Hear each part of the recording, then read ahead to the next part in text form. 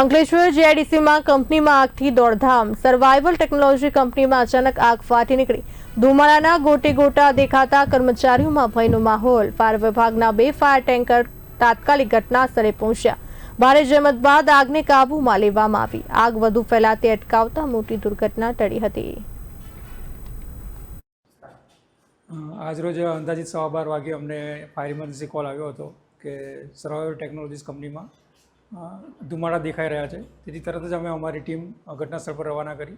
સ્થળ પર પહોંચ્યા ત્યારે જાણવા મળ્યું કે એ લોકોની ફર્સ્ટ ફ્લોર પર કંઈક લેબ છે, એ લેબમાંથી કંઈક ફાયર ચાલુ થયાનું જાણવા મળ્યું.